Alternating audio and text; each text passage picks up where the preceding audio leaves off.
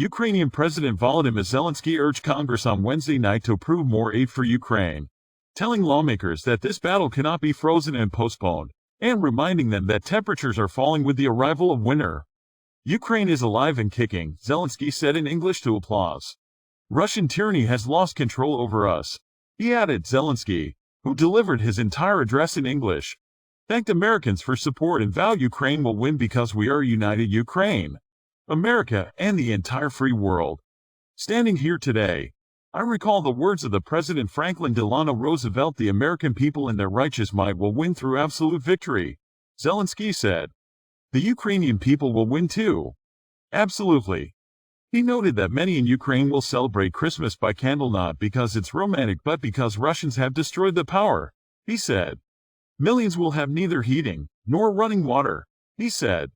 But they would celebrate nonetheless, he said, adding that millions of Ukrainians want the same thing: victory.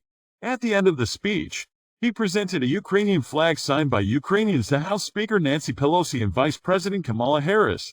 Zelenskyy's trip to Washington, his first out of the country since the Russian invasion in February, comes as Congress is debating a massive $1.7 trillion government spending bill, which includes another $45 billion in aid for Ukraine.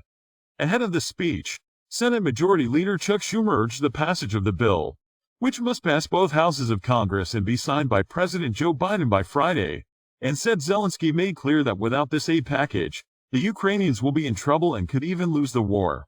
So that makes the urgency of us getting this legislation one all the more important and getting it done quickly without flaw, Schumer said.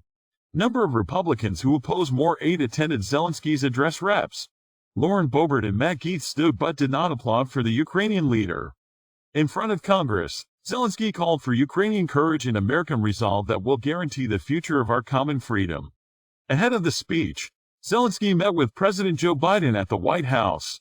They held a joint press conference, where Mr. Biden said he would continue to support Ukraine as long as it takes, and denounced Russian attacks on Ukrainian infrastructure as the brutal winter cold sets in. We should be clear about what Russia is doing. It is purposefully attacking Ukraine's critical infrastructure, destroying the systems that provide heat and light to the Ukrainian people during the coldest, darkest part of the year.